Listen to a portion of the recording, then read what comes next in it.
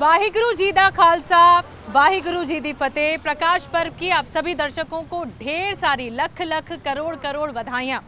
और गुरु नानक देव जी की जयंती के अवसर पर ये विशेष और ख़ास कार्यक्रम आप देख रहे हैं। आएंगे कि गुरु नानक देव जी की जो जीवनी थी, उन्हीं के ज़रिए कई प्रेरणादायक कहानियाँ हमें मिलती हैं। क्या आप जानते हैं कि गुरु नानक देव जी का सबसे सच्चा सौदा कौन सा था? मैं आज यही आपको कहानी सुनाने जा रहे हैं। वाहे गुरु वाहे गुरु वाहे गुरु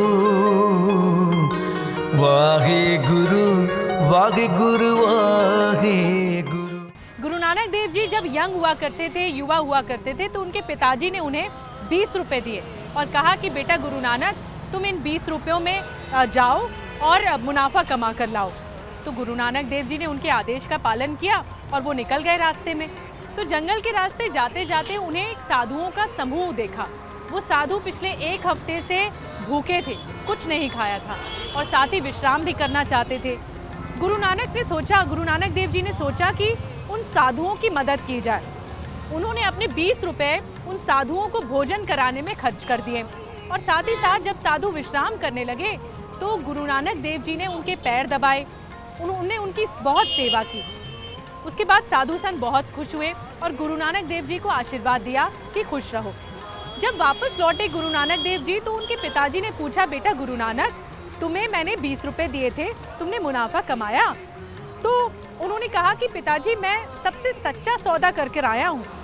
तो पिताजी ने पूछा, जैसे कि? युवा गुरु नानक ने कहा कि पिताजी, मैं लोगों की मदद कर आया हूँ, ज़रूरतमंदों की मदद कर आया हूँ और ये सबसे सच्चा सौदा है।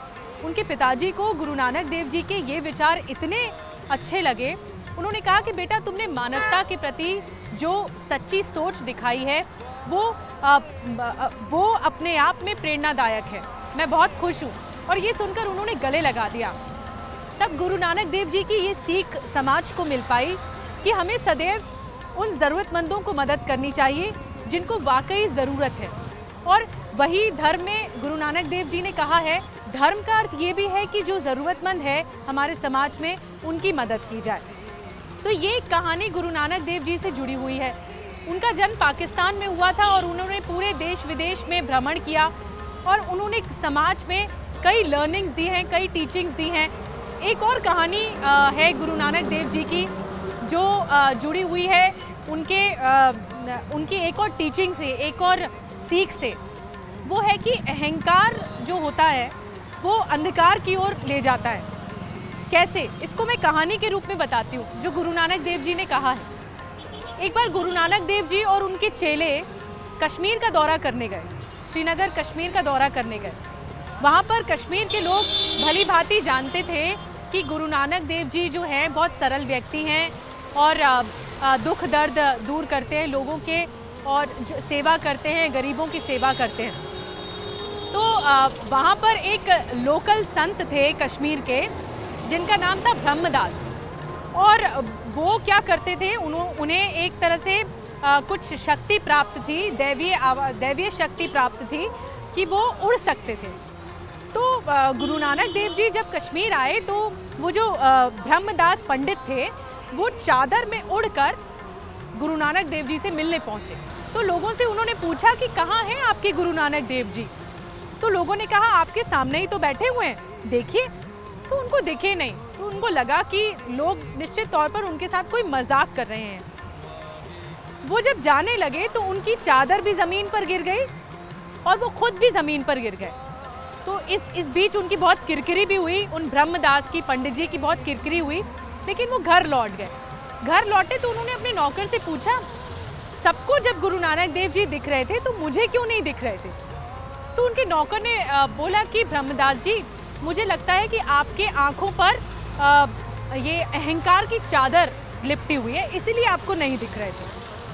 तो उन्हें समझ में नहीं आया। अगले दिन वो चादर छोड़कर पैदल चलकर गुरु नानक देव जी से मिलने पहुँचे। तो जैसे ही भीड़ देखी उन्होंने और देखा कि गुरु नानक देव जी सामने खड़े हैं, उन्हें विश्वास नहीं हुआ अपनी आँखों पर। उन्होंने पूछ लिया कि हे प्रभु गुरु नानक देव जी, मुझे आप कल क्यों नहीं दिखे? मैंने कल लोगों से पूछा आपके बारे में, उन्होंने कहा कि मैं कल तुम्हें इसलिए नहीं दिखा क्योंकि तुम्हारे सामने अंधकार था। तो ब्रह्मदास पंडित ने कहा कि मैं तो उजाले में आया था गुरु नानक देव जी आपसे मिलने, मैं तो अंधकार में नहीं आया था, लेकिन फिर भी आप मुझे नहीं दिखे। तो गुरु नानक देव जी ने कहा कि जो अहम का अंधकार होता है ना ब्रह्मदास, वो सबसे बड़ा अंधकार होता है, वो निकालना बहुत ज़रूरी है। इस वजह से तुम देखो, जो पक्षी होते हैं वो उड़ान भरते हैं, तो क्या तुम अपने आप को पक्षियों के समान महसूस करते हो? तुमने ज्ञान अर्जित करके, तुमने उपासना अर्जित करके तुम लोगों से अपने आप को ऊंचा महसूस कराते हो, जो कि गलत है। और अहंकार ही अंधकार की ओर जाता है। तो ब्रह्मदास को ये बात समझ में आ गई। उन्होंने गुरु नानक देव जी से माफ़ी मांगी और कहा कि वाकई आपकी ये सीख बहुत बड़ी सीख है और समाज में आगे का रास्ता ज़रूर तय करेगी। गुरु नानक देव जी ने जो समाज में सीख दी है, उससे जुड़ी एक और कहानी है, गुरु नानक देव जी की मक्का यात्रा। एक दिन गुरु नानक देव जी के चेले यानी मर्दाना उनका चेला था, उन्होंने गुरु नानक देव जी से कहा कि मैं मक्का जाना चाहता हूँ प्रभु। और एक सच्चा मुसलमान तभी आगे बढ़ता है कि वो मक्का की यात्रा कर पाए। तो गुरु नानक देव जी ने कहा ठीक है मर्दाना, हम चलेंगे मक्का यात्रा में। तो गुरु नानक देव जी, मर्दाना और उनका एक और चेला बबलू मक्का की यात्रा पर चल गए। अचानक से जब मक्का की यात्रा में करते करते गुरु नानक देव जी थक गए, तो वो परिसर में ही आराम करने लगे। मक्का में आराम करते हुए एक खादिम जो कि सेवादार होता है, उसको बहुत बुरा लगा। वो आया गुरु नानक देव जी के पास और कहा क्या आप जानते नहीं हैं कि खुदा की तरफ पैर करके नहीं सोया जाता? तो गुरु नानक देव जी ने कहा कि मैं बहुत थका हुआ हूँ भाई, मुझे आराम करने दो, और अगर ऐसा है तो तुम ही बता दो। तो खादिम को समझ में आ गया कि खुदा तो हर जगह है, हर जर्रे में है। उन्होंने उनसे माफ़ी मांगी कि गुरु नानक देव जी मुझे माफ़ कीजिए, और मैं समझ नहीं पाया, खुदा तो हर जर्रे में वास करते हैं, आपने ठीक कहा। तब गुरु नानक देव जी ने मुस्कुराया और कहा कि खुदा दिशा में वास नहीं करते, वो दिल में बसते हैं, वो दिल में राज करते हैं, इसलिए अच्छे कर्म करो और खुदा को दिल में रखो। तो ये सीख गुरु नानक देव जी ने पूरे समाज में दी, और तब से उनकी जो ये सीख है वो समाज में प्रचलित है।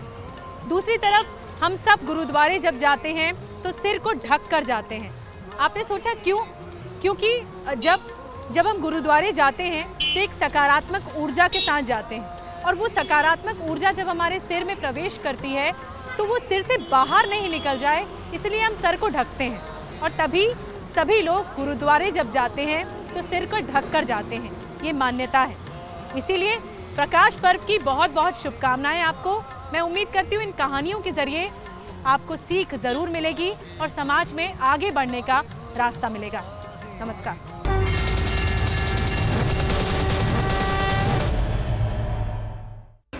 हर बड़ी खबर सबसे पहले आप तक पहुंचे, इसके लिए सब्सक्राइब करिए रिपब्लिक भारत।